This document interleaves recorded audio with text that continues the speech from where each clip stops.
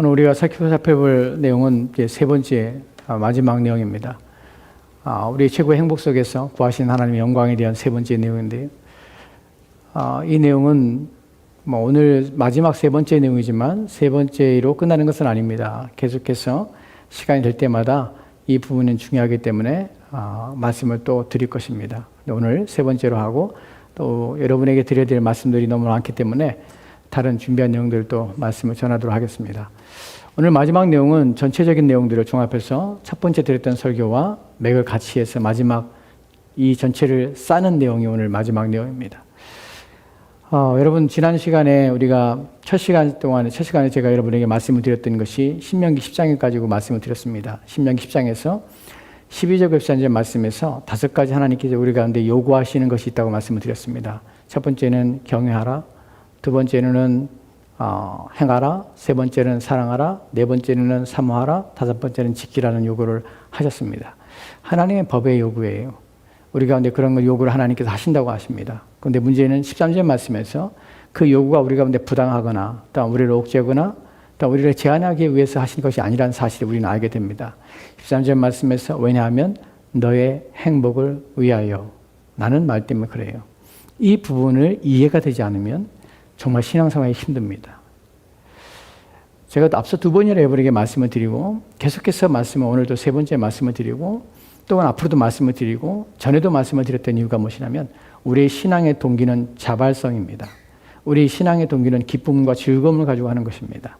신앙생활이 어렵고 힘들고 또한 지루하며 또한 신앙생활이 괴롭고 또한 하기 싫으면 마지못해 하는 이유가 무엇이냐면 무엇을 모르기 때문에 그러냐면 신앙생활이 나의 유익과 나의 행복에 직결된다는 사실에 대한 인식이 없기 때문에 그래요.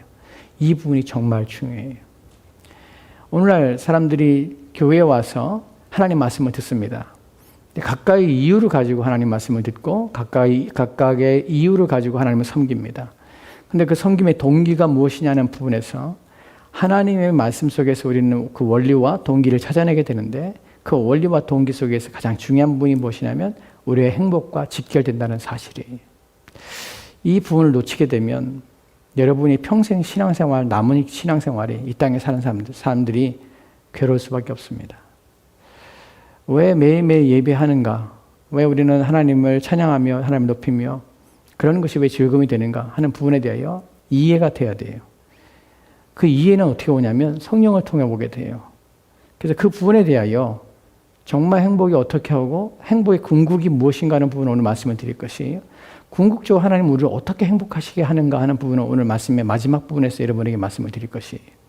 그러니까 오늘 첫 번째 내용 속에서는 우리의 고통과 우리의 고난의 이유에 대하여 또 다른 부분에서 설명을 먼저 드릴 것이에요. 생각해 보도록 합시다. 지난 시간에 저는 심리학에서 말하는 것처럼 여러분 우리는 목표의 오류, 계획의 오류에 대해서 여러분들은 인식하셔야 합니다. 여러분들이 생각할 때에 우리는 본질적으로 우리의 행복을 추구하는 존재들입니다. 태어날 때부터 누가 가르쳐서가 아니라 우리는 본질적으로 행복하기를 원해요. 누구도 불행하기 원하지 않아요. 근데 행복을 추구하는 데 있어서 그 행복의 방향성, 목표의 계획의 오류 때문에 우리는 결국에는 행복하지 못한 채 이 땅을 떠나게 된다는 것이에요.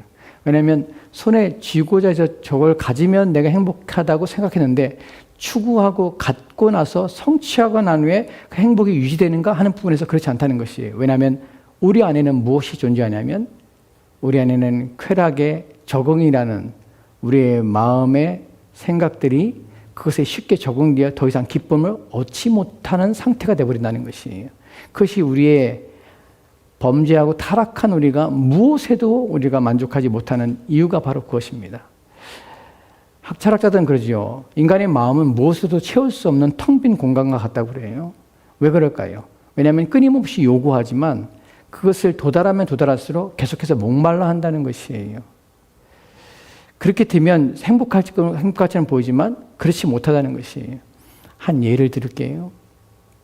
한 미국인이 있었습니다. 이 사람의 꿈은 행복하게 편안하게 좋은 곳에서 낙원 같은 곳에서 가족들과 함께 행복하게 사는 게 꿈이었어요. 동남아를 여행하면서 그런 장소를 물색하면서 다녔습니다. 동남아의 한 나라에 이르러서 그곳에서 섬을 여행하다가 한 섬을 발견하게 됩니다. 그 섬이 얼마나 아름답냐면 좋은 날씨와 좋은 일기 속에서 그 섬에는 작은 섬에 그 섬에 비치가 있었어요. 해변인데 해변이 너무 아름다운 것이에요. 근데 중요한 거는 그 섬에 아무도 안 살아요. 근데 이 섬이 판다는 것이 누가 소유할 수 있는 판매가 가능한 섬이었어요. 이 사람이 꿈을 꿉니다. 그 섬에 가서 그 섬에 비치해서 그 섬 전체를 바라볼 때 너무 아름답고 이 섬을 내가 소유할 수 있다면 정말 행복할 것이라고 느꼈어요. 그리고 가족들과 함께 이 섬에서 살 것 생각하니까 흥분과 기쁨을 느끼게 되었습니다.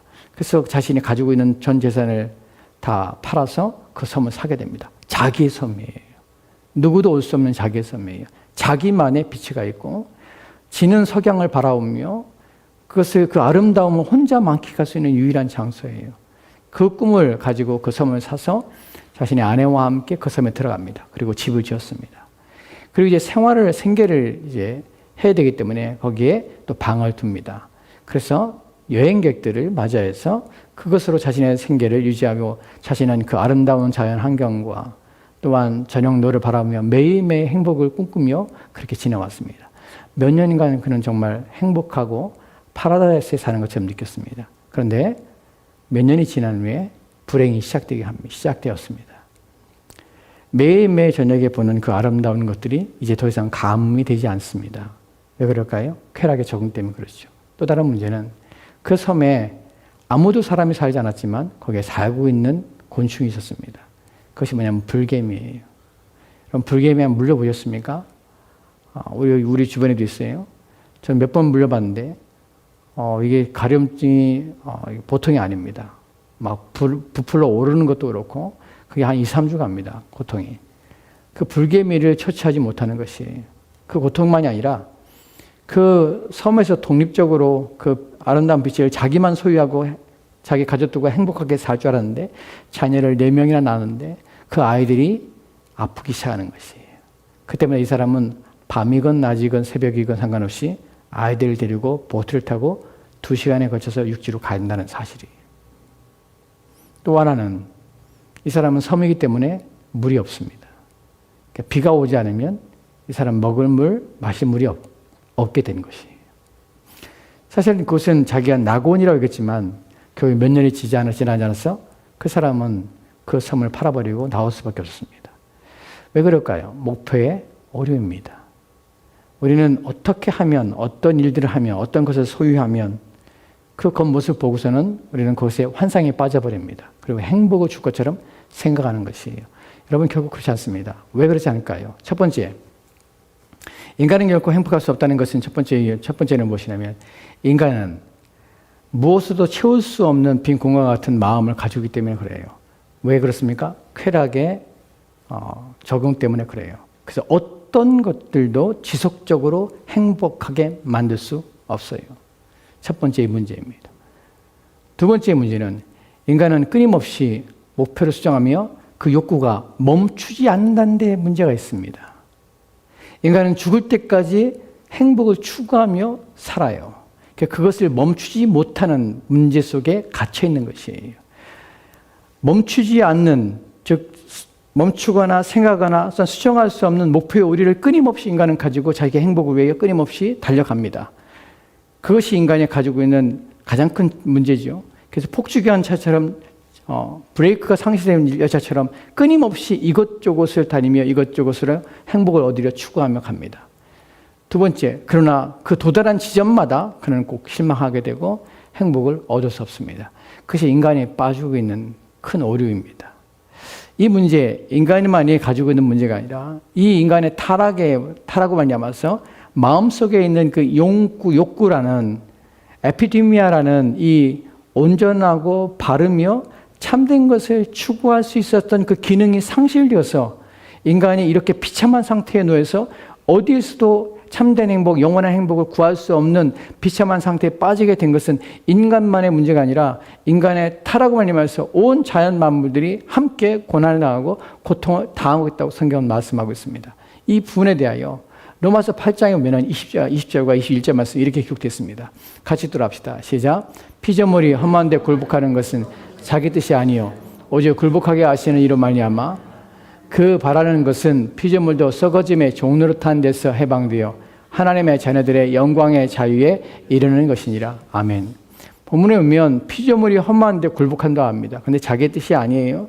피조물은 무엇입니까? 인간을 주위한 모든 것들입니다. 그것들이 험한데 굴복해요. 본문에서 험한다는 말의 의미는 뭐냐? 쓸데없이, 쓸모없이라는 것이에요. 그 기능과 그 역할들에 대해서 그것을 다하지 못해서 버림받는 상태가 있는 것이에요. 피조물들이 고난을 당하고 있습니다. 그 험한데 굴복한다는 표현 속에 그 다음에 나오는 속에서 피조물도 썩어짐에 종로 탄다는 것이에요. 여러분, 아무리 아름다운 장미꽃도 그것을 꺾어서 그것을 보관하고 그것이 시들 때 보면은 그것이 그렇게 아름답지 않고 또한 그것을 보면 비참하면 비참하고 또한 버릴 수밖에 없는 상태를 우리는 보게 됩니다. 들에 핀 꽃들 또한 우리가 아름답게 여기는 것들이 썩어지는 것을 보십시오. 여러분, 사람들이 늙어가면서 변화되는 모습을 보십시오. 그렇게 아름다웠던 얼굴들이 주름이 지기 시작하면서 이제 점점 육체가 쇠잔해질 때에 우리는 무엇을 봅니까? 인간의 아름다움이 또한 인간의 미와 또한 인간의 화려함들이 허망하다는 사실을 우리는 알게 됩니다. 저와 여러분 모두가 다 20대의 청년의 때가 있었습니다. 가장 아름답고 또한 가장 혈기왕성하며 가장 힘이 있는 그때가 있었습니다. 근데 시간이 지나면서 점점점 쇠약해지고 약해지는 것이에요. 그것이 썩어짐에 종로타는 것이에요. 누가? 온 피조물이 그렇다는 것이에요. 모든 것들이 다 썩어지고 또한 그것이 다 보기 흉하게 변질되고 있다는 것이에요. 왜요? 인간의 타락의 결과로 모든 피조물 또한 이러한 고난을 함께 당하고 있다는 사실입니다. 이것에 대하여 22절 말씀 한 절 말씀 더 보면 이렇게 기록되어 있습니다. 같이 읽도록 합시다. 시작. 피조물이 다 이제까지 함께 탄식하며 함께 고통을 겪고 있는 것을 우리가 아느니라. 아멘. 생각해 봅시다. 왜 피조물이 고난을 받고 이게 썩게 됐을까요? 꽃의 그 아름다움은 왜 영원하지 못할까요? 왜 들에 핀 것들 또한 이 자연 환경은 왜 영원하지 않을 것일까요? 왜 그것들은 태어나고 또한 죽는 일들을 반복할까요? 무엇 때문에 그럴까요? 왜 모든 것들은 그대로 있지 않을까요? 왜 존속하지 못할까요? 왜냐하면 인간의 타락의 결과로 말미암아서 자연 모든 피조물 또한 함께 고난을 당하고 함께 썩어져가고 있다는 사실이에요. 인간만 썩어져가는 것이 아닙니다. 우리의 타락의 심각성은 바로 이것이에요. 저와 여러분의 마음속에 있는 그 심각성은 우리를 오염시키고 부패하여서 우리의 본질적인 아름다웠던 것들을 잃어버리고 우리가 선하게 욕구하며 선한 것들을 추구하며 아름다운 것들을 바라며 참된 것, 영원한 것, 진실한 것들을 구하던 것들이 이제 썩어질 것들의 마음을 두게 되고 영원하지 않은 것들을 추구하는 것들이 되고 이 땅의 것들의 마음을 두고 없어질 것들에 우리의 생각을 두고 그것을 추구하며 우리의 인생과 우리의 시간과 우리의 삶을 낭비하며 살아가는 이유가 무엇입니까? 바로 인간의 타락의 결과라는 사실입니다. 이것이 저와 여러분의 비참함이에요. 여러분의 비참함들을 생각해 보셔야 합니다. 저희 외할머니가 94세예요. 오래 사셨죠. 예전에 정정하셨던 모습은 없습니다. 이제 본인이 늘 하시는 말씀이 그래요. 나 이제 얼마 못 산다. 이제 내 몸도 내 육체도 내 마음대로 하지 못해. 왜 인간은 이런 비참한 상태에 빠지게 된 것일까요? 왜냐하면 인간은 범죄함으로 하나님을 떠나는 순간 이렇게 썩어지게 되는 것이에요. 우리의 마음이 그런데 불구하고 그러한 우리의 상태를 인정하지 못하는 것이에요. 우리의 욕구가 깨달아야 되는데 무엇이 영원한 것인가, 내 영혼을 위해서 무엇이 가장 귀하고 가치 있는 것인가 하는 것을 인식해야 되는데 우리는 그럴 만한 능력을 상실했다는 사실입니다. 그래서 그것이 더 비참한 것이에요. 그러면 인간은 이런 비참함에서 인간은 어떻게 회복되고 또한 그런 상태에서 그렇게 비참하게 또한 추하게 그렇게 삶을 마감하고 그것이 인간의 피할 수 없는 운명이고 놓이는 상태입니까? 라는 물음에 대해서 그렇습니다 라고 말씀을 드릴 수 있습니다. 그런데 또한 그렇지 않습니다 라고 또한 말씀을 드릴 수 있습니다. 왜 그런가 하면 여러분에게 복음이라는 생명을 또한 영원한 것들의 소식을 여러분이 듣지 않고 그것을 받아들이지 않으면 여러분은 그렇게 여러분의 썩어질 것들에 여러분의 육체와 여러분의 삶들은 망하게 됩니다. 그러나 그렇지 않다고 말씀을 드릴 때에 여러분이 복음을 받아들이고 오늘 드리는 말씀에 대하여 여러분이 이해하고 그것을 여러분이 그것을 붙잡으며 여러분 마음에 둔다면 여러분들은 썩어짐과 또한 여러분의 육체에 또 여러분의 인생과 여러분의 삶을 새롭게 할 수 있는 기회가 여러분에게 주어지는 것이에요. 오늘 그분에 대하여 생각해 보려고 합니다. 기회가 있습니다. 또한 새롭게 하심이 있습니다. 모든 종노릇한 데서 벗어날 수 있는 일들이 일어났습니다. 그것에 대하여 먼저 말씀을 드리려 합니다. 우리가 한 구절 성경을 볼 것인데 그 다음 성경 구절을 보면요. 고린도후서 4장 6절 말씀입니다. 같이 돌아합시다. 시작. 어두운 데에 빛이 빛이라 말씀하던 그 하나님께서 예수 그리스도의 얼굴에 있는 하나님의 영광을 아는 빛을 우리 마음에 비추셨느니라. 아멘. 본문에 보면 어두운 데에 빛이 빛이라 말씀하시던 그 하나님이에요. 그 하나님이 어떻게 하셨습니까? 예수 그리스도의 얼굴에 있는 하나님의 영광을 아는 빛을 우리 마음에 비추셨느니라. 이 말에서 구원에 관한 내용들 또한 우리를 새롭게 하신 것에 대한 말씀이 이 본문의 의미입니다. 그런데 우리가 오늘 생각하고자 하는 것은 다른 의미예요. 여러분, 우리가 우리 마음속에 무엇이라고 말씀드렸습니까? 에피디미아라는 욕구가 있습니다. 예수님이 누가복음 22장에서 말씀하는 것처럼 나는 원하고 원한다는 그 예수님의 말씀이 에피디미아라는 단어인데 그것은 우리 마음의 적용입니다. 우리 마음의 방향성이자 우리 마음의 성향을 결정하는 것이에요. 그런데 예수님께서도 원하고 원하며 갈망하며 갈구하며 또한 간절히 바라며 사모하는 마음이 있었습니다. 그런데 그것은 죄가 없는 상태의 예수님의 온전한 마음이었기 때문에 그것은 온전한 바람과 온전한 기대요, 온전한 욕구였습니다. 근데 인간이 가지고 있는 똑같은 동일한 단어인 에피디미아라는 단어는 우리 가운데 사용될 때, 타락한 인간에 사용될 때 그것은 무엇으로 번역되냐면 탐욕, 탐심, 또한 이것은 욕구, 욕망으로 번역이 됩니다. 그래서 잘못된, 죄악된 것들, 악한 것들을 추구하는 것들을 우리 에피디미아라는 단어로 번역이 됩니다. 어디에 나옵니까? 우리의 마음에 있어요. 근데 어떤 일이 벌어진 것입니까? 하나님께서 예수 그리스도의 얼굴에 있는 하나님의 영광을 아는 빛을 우리 마음에 비추셨습니다. 이 부분 속에서 무슨 일이 일어나냐면 우리 마음에 하나님의 영광을 아는 빛이 비춤하냐마서 우리 마음에 변화가 일어났다는 것이에요. 이 일이 그리스도를 통하여서 우리 가운데 어떠한 마음의 변화가 일어나서 우리로 하여금 이제 잘못된 욕구와 욕망에 사로잡혀서 탐심과 또한 탐욕에 눈멀었던 우리의 마음들을 변화시키며 새롭게 하는 기회가 일어나는 것이에요. 우리의 마음에 무엇이 비친 것입니까? 하나님의 영광을 아는 빛이 우리 가운데 비친 것이에요. 왜 하나님을 아는 빛이, 영광이라는 것은 그분이 누구신가 하는 것이에요. 하나님의 영광을 아는 빛, 그분이 누구신가를 아는 것이 우리 가운데 깨달아진 것이에요. 어디에? 우리 마음에 깨달아지게 된 것이에요. 누굴 통하여서요? 예수 그리스도의 얼굴을 통하여서요. 이분을 설명을 드리면 우리가 하나님께서 우리의 마음속에 그분의 예수 그리스도 얼굴을 통해서 그분을 아는 것을 우리 마음에 비춰줌으로 이제 우리가 잘못됐다는 사실을 인식하게 돼요. 그래서 그리스도인들은, 참된 그리스도인들은 무엇을 얻게 되냐면 에피디미아라는 것을 잘못된 왜곡된 것들이 교정되어서 이제 바른 생각과 바른 가치관을 갖게 되기 시작하는 것이, 그래서 쫓아야 될 것이 무엇인지를, 구해야 될 것이 무엇인지를, 영원한 것이 무엇인지를 분별할 수 있는 능력이 생기게 된 것이에요. 왜요? 하나님의 영광이 하나님 누구신지를 알게 되었기 때문에 그분을 추구하게 되는 것이. 여러분, 왜 하나님을 추구하는 것이, 하나님을 구하는 것이 왜 온전한 것입니까? 왜냐하면 그분만이 그분만이 영원하시기 때문에, 그분만이 복의 근원이시기 때문에 그래요. 우리가 지난 시간에 살펴본 것처럼 하나님인 복의 근원이십니다. 모든 행복은 누구로부터 오냐면 하나님으로부터 와요. 그래서 예수 그리스도를 믿는다는 것은 하나님의 복을 누리는 것이며 하나님이 주시는 행복 가운데 사는 것입니다. 그래서 그리스도 안에 산다는 것이 바로 복을 받은 것이고 또한 행복을 누리는 삶이기 때문에 그리스도 예수를 믿어야 하는 것이에요. 근데 누구에게서 나옵니까? 그것을 어떻게 합니까? 하나님의 영광을 아는 빛이 어떻게 온 것입니까? 예수 그리스도의 얼굴에 있는 이라는 표현을 씁니다. 이 부분이 중요해요. 우리는 하나님이 복되신 분이란, 복의 근원이라는 것을 어떻게 알게 되냐면 예수 그리스도의 얼굴에서 본다고 그래요. 본문에서 얼굴이라는 표현은 우리가 예수 그리스도의 얼굴을 지금 보지 못합니다. 하지만 우리는 어디서 통해 보게 되냐면 얼굴이라는 단어는 상징적인 표현입니다. 무엇에 대한 상징이냐면 그분이 하신 일, 또한 그분이 말씀하신 것, 그분이 가르치신 것, 이 모든 내용을 통하여서 그것을 얼굴이라는 표현을 쓰는 것이에요. 즉 우리는 그리스도를 알 때에, 그분이 누구신지를 이해할 때 누굴 보게 되냐면 그분 안에 있던 하나님을 보게 되는 것이에요. 우리는 복의 근원에 가까이 가며 그분을 만나게 되는 것이에요.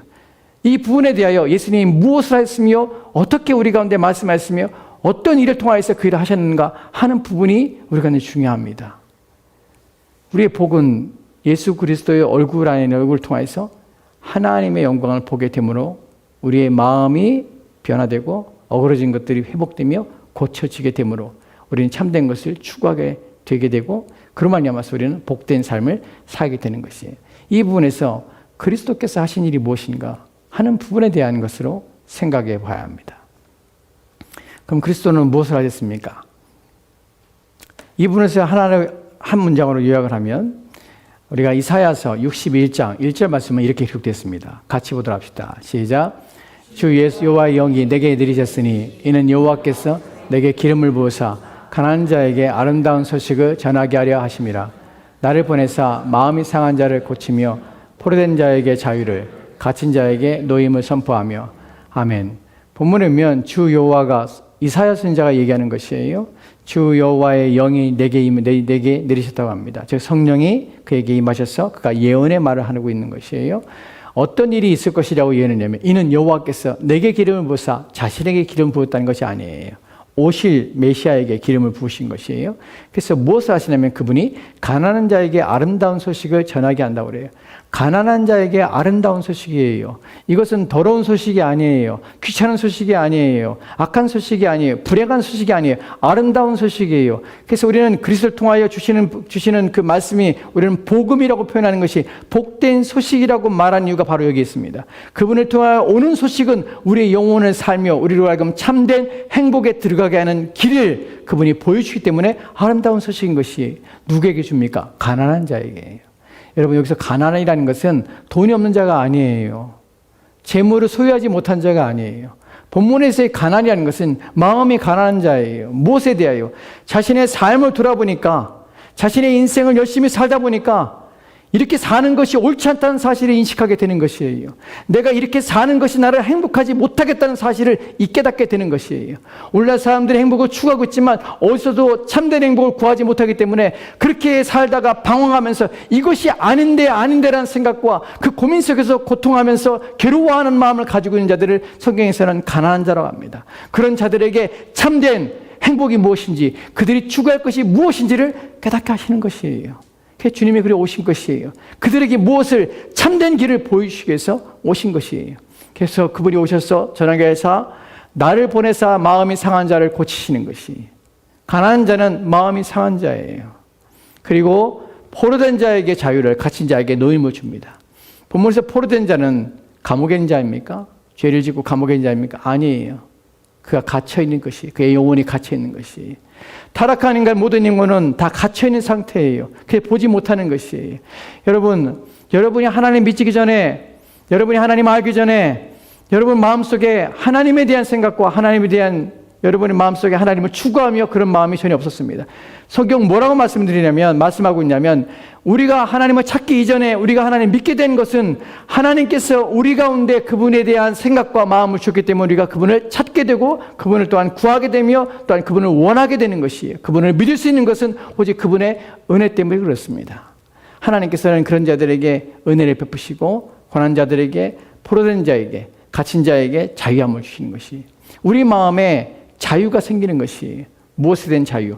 바른 것을 추구할 수 있는 자유가 생긴 것이 옳은 것을 구하며 그것을 따라갈 수 있는 자유가 있었던 것이 그렇다면 그 전에는 어땠습니까? 갇혀 있는 것이에요. 무엇이에요? 잘못된, 왜곡된 또한 구부러지고 어그러지고 더럽고 추악한 것을 추구하며 영원하지 않은 그것들을 위하여 사는 우리의 삶에서 매여서 묶여서 풀어나지 못하는 것이 한 번이라도 마음속에 생각 속에 영원한 것에 대한 생각들, 자신에 대한 생각들을 한 번도 하지 못하고 사는 것이. 그런데 어느 날 하나님이 찾아오십니다. 어느 날 우리 가운데 하나님께서 우리의 길을 열어주신 것이에요. 너 인생 이렇게 사는 것이 얼마나 불행한지 아니? 네가 그 자리에 이른다고 해서 내가 행복할 줄 아니? 네가 얻고 싶은 거 그것을 얻는다고 해서 네가 유익하며 네가 그것을 기뻐하며 그것 때문에 네가 만족하며 내 삶이 복될 줄 아니? 나는 물음과 의심이 우리 가운데 들어오는 것이 아니구나 하는 것을 깨닫는 것이 그것이 아니구나는 것이 이해가 되는 것이 그리고 수정하게 되는 것이 무엇 때문에요? 바로 그리스도가 하신 일 때문에 그래요. 이 부분을 예수님께서 자기 자신에게 적용시키십니다. 이것이 자기 자신을 통해서 이루어졌다고 말씀합니다. 누가복음 4장 18절 말씀은 이렇게 기록됐습니다. 같이 봅시다. 시작. 주의 성령이 내게 임하셨으니 이는 가난한 자에게 복음을 전하게 하시려고 내게 기름을 부으시고 나를 보내사 포로된 자에게 자유를, 눈먼 자에게 다시 보게 함을 전파하시며 눌린 자를 자유롭게 하고 주의 은혜의 해를 전파하게 하려 하심이라 하였더라. 아멘. 예수님께서 회당에서 일어나셔서 이사야 기록했던 이 본문을 가지고 예수님 말씀하십니다. 이것이 지금 응하였니라고 말씀하세요. 어떻게 해요? 주의 성령이 내게 임하였으니 이는 가난한 자에게 복음을 전하게 하시려고 내게 기름을 부으셨다는 것이에요. 그래서 어떻게 해요? 나를 보내사 포로된 자에게 자유를, 눈먼 자에게 다시 보게 함을, 또한 눌린 자에게 자유를, 주의 은혜의 해, 주의 은혜의 날이 지금 왔음을 선포하는 것이에요. 즉 예수 그리스도 밖에 우리로 하여금 잘못된 우리의 욕망에서, 우리를 행복하지 못하게 할 것들에서 끊임없이 추구하지만 불행한 우리의 상태에서 우리를 건져내며 구할 수 있는 길은 없다는 사실이에요. 여러분, 인생은 살면 살수록 비참하다는 사실을 압니다. 제가 한국에 왔을 때 저희 어머니 아버지 정정하시고 젊었던 그분들이 나이가 드십니다. 그리고 제가 다시 돌아오면서 언제 다시 볼지 몰라요. 여러분 나이 먹고 여러분 자녀들이 계속 여러분 곁에 있을 것 같습니까? 여러분의 임종시 여러분 자녀들이 옆에 있을까요? 옆에 있다고 여러분 행복하게 여러분이 죽음을 맞이할 수 있습니까? 그렇지 않아요. 형제들과 오랜만에 형제들을 만났습니다. 또한 가족들, 17년 만에 제가 만난 가족들도 있어요. 친척들. 그 친척들을 제가 보고 제 고모님도 제가 17년 만에 만났어요. 얼굴 뵙고 제가 오면서 얼마 이제 제가 다시 다시 얼굴을 볼 수 없습니다. 그럴 수도 내가 돌아가신 다음에 제가 올 수도 없습니다. 제가 언제 볼지 마지막으로 얼굴을 보려고 왔습니다. 하고 인사를 드렸습니다. 예전에 젊으시던 그분들이 이제 나이 드셔서 이제 얼마 남지 않은 인생을 마무리하고 있습니다. 보면서 인간이 비참하구나, 인생이 비참한 사실을 끊임없이 마음속에 느낍니다. 우리 부모님을 볼 때 내가 이런 마음을 가지고 저분들이 이제 곧 돌아가실 터인데 이제 자신들이 10년, 앞으로 15년 이후에 어떻게 될지 모르는 인생을 남기고 있는데 가슴이 아파요. 언제 어느 때에 어떤 일이 날지 우리 알지 못하고 인생을 삽니다. 이것이 인생의 비참함들이 우리 주변에 일어날 일들이 행복한 것처럼 보이지만 인생은 멀리서 보면 희극입니다. 근데 가까이 보면 다 비극이에요. 다 비극이에요. 그것이 인생이에요. 그래서 그리스도가 필요합니다. 이 땅에서의 삶만이 아니라 영원한 삶 속에서 다시 만날 날을 기약할 수 있는 그런 우리가 된다면 이것만큼 우리를 복되게 하는 것이 어디 있겠습니까? 비록 이 땅에서는 우리가 헤어지지만 우리가 영원한 나라에서 함께 만날 수 있는 그 기약이 있다면 이 땅에서의 그 비참함, 이 땅에서의 헤어짐의 슬픔, 아픔이 있지만 우리 영원한 나라에서의 소망을 가지고 함께 누릴 수 있다, 함께 나눌 수 있다면 그것만큼 우리에게 소망을 주는 것은 없을 것입니다. 그것을 위해서 그리스도께서 오신 것이에요. 그 소망을 가지고 우리의 마음이 그것을 추구하며 그 영원한 삶을, 영원한 행복을 누리도록 우리를 불러내시기 위해서 오신 것이에요. 우리는 그리스도가 오직 유일한 우리의 길이요, 또한 영원한 행복의 방법이며 방식이며 하나님께서 우리에게 주어진 우리의 유일한 우리가 영원한 행복을 얻을 수 있는 곳임을 우리는 이해해야 됩니다. 또한 믿어야 할 것입니다. 이제 우리가 살펴볼 것은 또 다른 부분입니다. 이제 마지막 부분을 살펴볼 것인데요.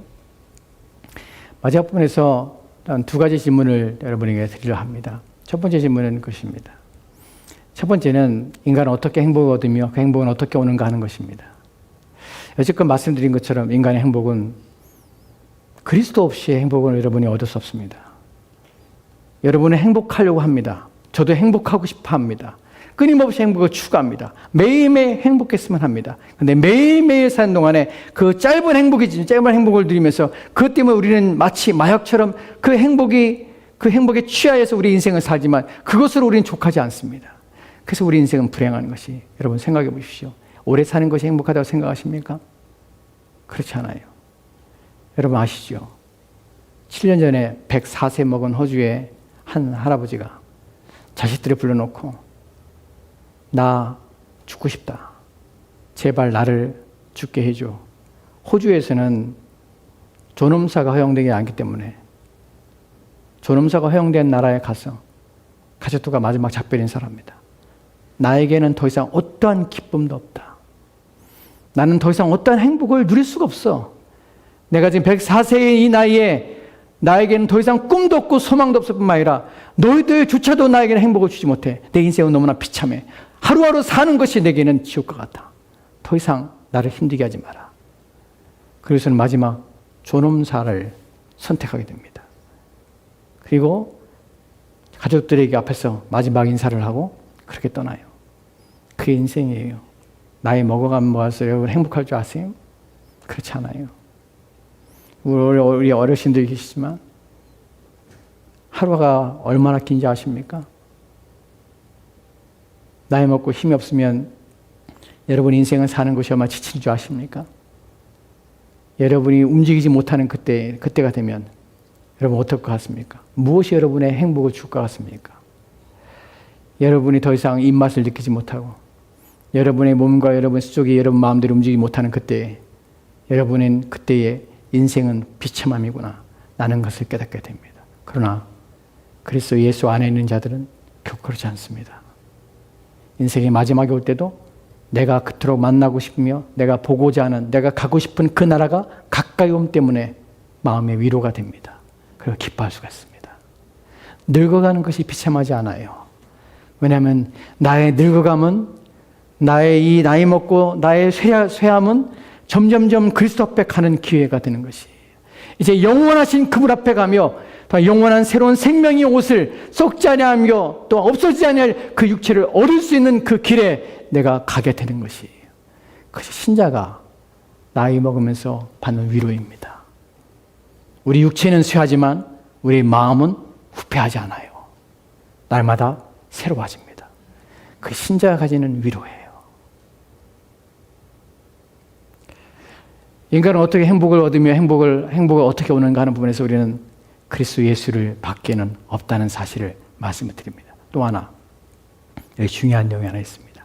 무엇이냐면 하나님께서 인간을 행복하게 위해서 그냥 부르신 것이 아니라 우리가 가지고 있는 잘못된 에피티미아를 교정하는 방식으로 하나님께서 우리 가운데 우리의 마음을 변화시키고 바꾸십니다. 그리고 또한 그러한 방식을 사용해서 우리로 하여금 바른 길로 인도하십니다. 이 부분이 중요해요. 심리학자들이 말하기를 인간에게 있어서 어떠한 일들을 할 때 아주 고통스럽게 일하는 사람들이 있다는 것이에요. 그럼 어떤 사람들은 아주 행복하게 일을 해요. 동일한 일을 하는데도 맞습니다. 세 가지의 경향이 있다고 합니다. 첫 번째, 인간이 가장 불행하게 일을 하는 경우는 먹고 살기 위해서 일할 때 인간은 가장 불행하다고 합니다. 설문에 의하면 인간이 자신이 일을 할 때에 일하는 목적이 무엇입니까? 먹고 사는 것, 내 생계가 여기에 달려 있습니다. 그래서 나는 일할 수밖에 없습니다. 라고 생각하면서 일을 할 때 인간은 가장 큰 불행 속에서 일을 한다고 그래요. 거기서는 어떠한 행복도 여러분에게 없습니다. 왜냐하면 이 일이 없으면 나는 먹고 살지 못하기 때문에 마지 못해서 그 일을 할 수밖에 없는 것이에요. 괴롭더라도 하는 것이에요. 하기 싫어도 할 수밖에 없는 것이에요. 그래서 인간이 일을 할 때에 가장 불행할 때가 먹고 살기 위해서 일을 하는 것이에요. 두 번째에 행복을 누리지만 여전히 불행한 경우가 있습니다. 그것이 뭐냐면 자신의 성공을 위하여 또는 자신의 목표를 이루기 위해서 일할 때에 인간은 그 목표가 성취되고 성공에 한 발짝 다가갈 때 인간은 행복함을 느낍니다. 하지만 그것을 이루는 순간 쾌락작용 때문에 더 이상 행복하지 않아요. 그래서 일을 하지만 그 일이 기쁘지만 그 기쁨은 오래가지 못한다는 것이에요. 세 번째, 인간이 같은 일을 하면서 가장 행복해하고 그 행복이 가장 지속되는 방법이 있다고 합니다. 그것이 뭐냐면 가치 있는 일을 할 때에 인간은 가장 행복하다고 합니다. 여러분, 여기에 우리 힌트가 있습니다. 우리의 마음의 성향이 무엇이냐면 우리는 무엇인가 가치 있다고 여기는 것에 대해서는 그것이 가치 있고 의미 있다고 여기는 것에 대해서는 우리는 그것을 하면서 그 과정을 지나가면서 우리는 불행하다고 여기지 않아요. 무엇이 가장 가치 있는가를 생각해 보셔야 하는 것이에요. 여러분의 영혼을 위한 일만큼 가치 있는 일이 있습니까? 여러분의 생명을 위한 일만큼 가치 있는 일이 있습니까? 여러분이 그것을 가치 있게 있다고 여기는 순간, 그것이 가치 있음을 여러분이 알 때에 그 일을 위하여 여러분이 수고하며 애를 때에 여러분은 행복한 것이에요. 하나님께서 왜 우리를 부르실 때에 이런 우리의 영혼과 우리의 생명으로 부르시며 그 일을 위하여 우리를 부르시고 그런 과정과 방법으로 우리를 사용하시냐면, 왜냐하면 우리 마음속에 있는 우리의 성향과 경향을 그분이 만드셨기 때문에 그래요. 우리는 가치 있는 일, 가장 귀한 일, 고결한 일, 가장 아름다운 일, 우리의 다른 사람의 영혼을 위하여 수고하며 다른 사람의 영혼을 위하여 그들의 인생을 위하여 수고하며 애를 쓰는 일, 이것을 우리가 헌신할 때에 우리는 그것 때문에 우리의 삶의 의미를 느끼게 됩니다. 바로 복음이 그렇습니다. 자신의 영혼을 위하여, 다른 사람의 영혼을 위하여 하나님 말씀이 다른 사람의 영혼을 살릴 때에 우리는 그것에 의미를 두고 또한 그것 때문에 행복을 누리게 되는 것이. 이제 마지막으로 두 번째 내용을 보도록 합시다. 둘째는 이것입니다. 같이 돌아갑시다. 시작. 하나님은 인간이 하나님을 자신을 닮음으로 행복하게 하셨다는 것입니다. 이것이 가장 중요한 핵심이에요. 여러분, 우리는 그리스도 예수가 우리를 행복하게 합니다. 그의 얼굴 안에 있는 하나님의 영광을 아는 빛이 우리 마음에 비쳤습니다. 그래서 우리 마음에 변화가 일어나서 우리의 왜곡된 에피데미아가 바뀌어서 이제 영원한 것들을 추구하게 되는 것이, 바람을 더 이상 잡으려 하지 않습니다. 더 이상 안개를 바라보지 않습니다. 더 이상 있을 때문에 기뻐하지 않습니다. 영원하신 그리스도 예수가 바로 하나님 앞에 나가게 하며 그분을 만나게 하며 그분을 알게 함으로써 하나님이 가지고 계시는 그 복이 우리 가운데 흘러넘치게 흘러내리게 하는 것이에요. 이 과정 속에서 우리가 무엇을 하게 되냐면, 바로 그리스도를 바라볼 때 어떤 일이 우리가 일어나게 되냐면 바로 그분을 닮게 되는 것이에요. 행복이 어떻게 오냐면 하나님을 닮게 되는 것이에요. 이 부분을 좀 설명을 드릴게요. 우리의 구원의 목적이 무엇이냐면 로마서 8장 29절 말씀에 이렇게 기록되어 같이 돌아갑시다. 시작. 하나님이 미리 아신 자들을 또한 그 아들의 형상을 본받게 하기 위하여 미리 정하셨으니 이는 그로 많은 형제 중에서 맏아들이 되게 하려 하심이라. 아멘. 본문을 설명하면 이렇습니다. 하나님이 미리 아신 자들을, 즉 창세전에 미리 아셨어요. 그들을 구원하시기로 하나님이 정하셨습니다. 그러한 자들을 또한 그 아들의 형상을 본받게 해서, 누구요? 그리스도 예수 형상을 본받기 위해서 미리 정하셨으니, 그래서 그로 말미암아 그로 많은 형제 중에서 맏아들이 되게 하십니다. 중요한 것은 무엇이냐면 우리를 구원하신 목적이 그 아들의 형상을 본받기 위해요. 왜 아들의 형상을 본받는 것이 중요합니까?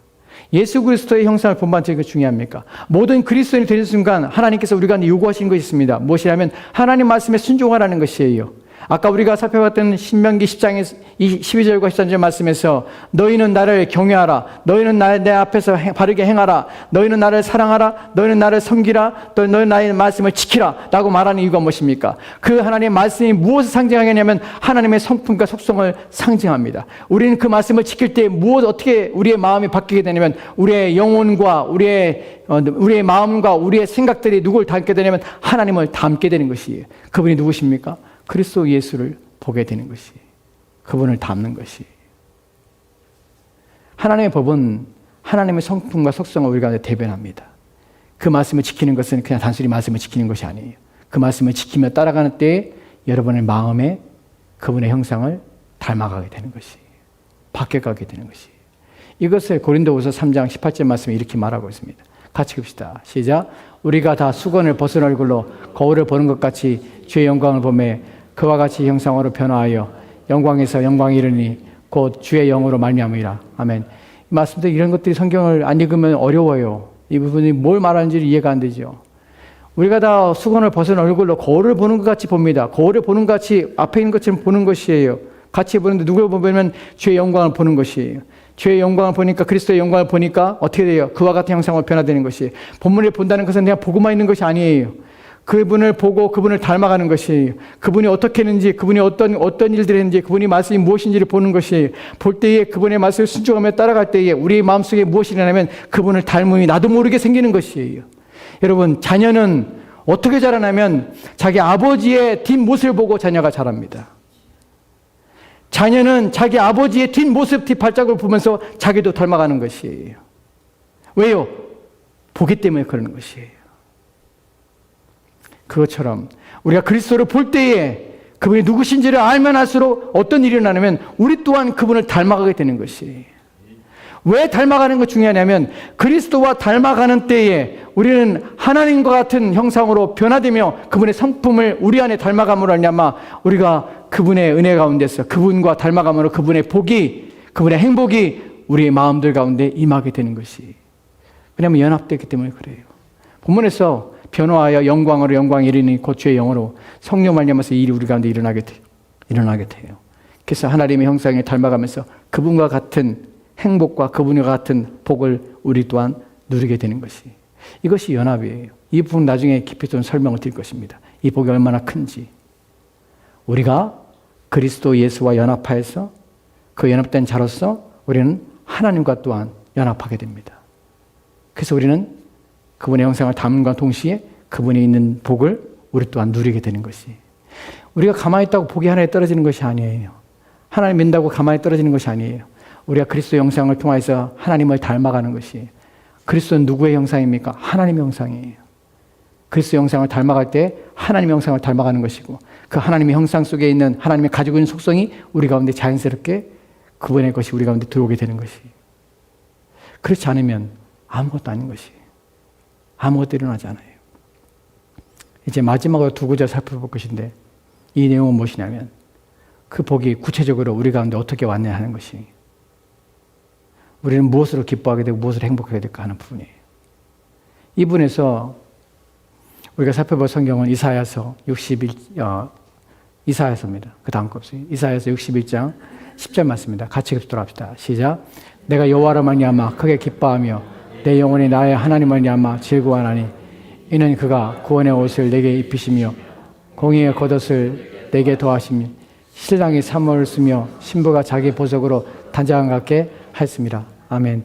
본문에서 중요한 핵심은 이것입니다. 여호와로 말미암아 내가 여호와로 말미암아 크게 기뻐합니다. 내 영혼이 나의 하나님 말미암아서 즐거워합니다. 크게 기뻐하고 크게 즐거워합니다. 무엇 때문에 기뻐하냐면 이는 그가 구원의 옷을 내게 입혔기 때문에 그래요. 신자가 가장 큰 기쁨과 가장 큰 즐거움, 가장 큰 행복은 어디로부터 하냐면 하나님의 구원입니다. 여러분이 이걸 아셔야 돼요. 왜냐하면 구원을 받지 않으면 여러분은 하나님이 가지고 있는 행복에 대하여 알 수도 없을 뿐만 아니라 그 앞에 나가지 못하기 때문에 그래요. 이 부분 때문에 우리는 구원이라는 것이 우리 가운데 큰 기쁨이요, 즐거움이요, 행복이라는 사실을 압니다. 또한 우리가 이 땅을 떠나는 그 순간에 우리가 어디로 가는지를 우리는 이해하게 됩니다. 여러분이 이 땅을 떠난 순간에 비참함으로 여러분의 인생을 끝나는 것이 아니라 비록 그 죽음이 홀로 외로이 죽음이랄지라도 그 죽음을 아무도 기억하지 못하며 곁에 아무도 없는 죽음이랄지라도 그래서 아무도 기억하지 못하는 그 죽음이랄지라도 신자의 죽음, 의로운 자의 죽음은 하나님께서 그의 죽음을 결코 비참하게 만들지 않습니다. 왜냐하면 그는 이 땅에서 눈을 감는 순간에 하나님께로 가기 때문에 그래요. 그래서 비참하지 않아요. 세상 사람들의 죽음은 하나님이 기억하지 않습니다. 시편에 보면 하나님께서는 의인의 죽음을 기억하신다고 하십니다. 기억한다는 것은 그들의 영혼을 받으신다는 것이에요. 이 부분이 신자가 가지고 있는 기쁨이요 행복입니다. 왜요? 구원을 받았기 때문에 그래요. 이 부분에 이 구원은 어떻게 주어집니까? 무엇을 줍니까? 시편 이사야서 62편 11절 말씀에 이렇게 기록됐습니다. 같이 읽읍시다. 시작. 여호와께 땅까지 선포하시되 너희 딸 시온에게 이르라. 보라 내 구원이 일어났나니 보라 상급이 그에게 있고 보응이 그 앞에 있느니라 하셨느니라. 아멘. 마지막 내용입니다. 마지막 내용 정리합니다. 여러분에게 인생에서 가치 있다고 여기는 것이 무엇입니까? 우리는 가치 있는 일을 할 때 행복합니다. 의미 있는 일을 할 때 행복합니다. 여러분, 여러분의 영혼을 얼마면 여러분의 영혼을 파시겠습니까? 얼마면 여러분의 영혼에 얼마의 가치가 있다고 생각하십니까? 여러분의 영혼을 위하여 일하는 것들이 가치가 없다고 여기십니까? 여러분, 자신의 영혼을 아끼며 자신의 영혼을 사랑하는 사람은 자신의 영혼을 위한 것만큼 가치 있는 일은 없습니다. 그 가치 있는 일을 할 때 여러분은 행복하며 그 영혼을 가꾸며 돌보는 일을 할 때 여러분은 기쁨을 얻게 되는 것입니다. 그것은 어떻게 옵니까? 그리스도 예수를 통하여 구원을 통하여 자신의 영혼을 돌보며 자신의 영혼을 회복하며 자신의 영혼을 살리는 일에 참여하게 될 수가 있는 것이. 그 과정을 통하여 여러분 행복에 느끼게 될 것입니다. 그 과정은 무엇을 만듭니까? 여러분의 영혼을 그리스도를 닮게 만듭니다. 그 닮음은 누굴 닮습니까? 하나님을 닮음이며 그 닮음은 하나님부터 오는 복을 누림입니다. 그렇기 때문에 구원은 여러분에게 중요하며 여러분에게 하나님 주시는 선물이 되는 것이에요. 그 본문에 보면 여호와께 땅까지 선포하실 때 너희는 딸 시온에게 이르라. 보라 내 구원이 이르렀으니 보라 상급이 그에게 있고 보응이 그 앞에 있느니라. 구원은 상급이고 구원은 보응입니다. 여러분에게 갚아주시는 하나님의 은혜입니다. 우리가 이 땅을 떠날 때에 구원만큼 가장 가치 있는 것은 없습니다. 여러분 세상의 모든 것을 얻었다 할지라도 이 세상에서 모든 걸 누리며 살았다 할지라도 여러분이 하나님으로부터 오는 이 상급인 구원을 여러분이 얻지 못한다면 아무런 의미가 없는 것입니다. 여러분이 추구하고 여러분이 얻고자 하는 그 모든 것들보다 그 모든 것들이 여러분의 행복을 줄 수 있는 것이 아님을 여러분은 아십니다. 여러분 우리는 모두가 다 알아요. 무엇을 하냐면 돈이 많다고 행복하지 않다는 사실을 다 알아요. 여러분이 소유하고 좋은 집에 산다고 해서 행복하지 않다는 건 다 알아요. 누구보다 더 많은 재물을 가지고 있고 명예를 가지고 있다 해서 행복하지 않다는 사실을 다 알아요. 다 아는데 우리는 속아요. 왜요? 우리 마음이 속기 때문에 그래요. 여러분 아시잖아요. 행복은 성격순이 아니라는 사실 우리 알아요. 근데 다 속아요. 그렇게 되면 행복한 것처럼 보여요. 정말로 그래요. 언제까지 속습니까? 언제까지 여러분 마음이 속아서 그 속음에 여러분이 쫓아 추구하며 살 것입니까? 우리는 결단을 해야 됩니다.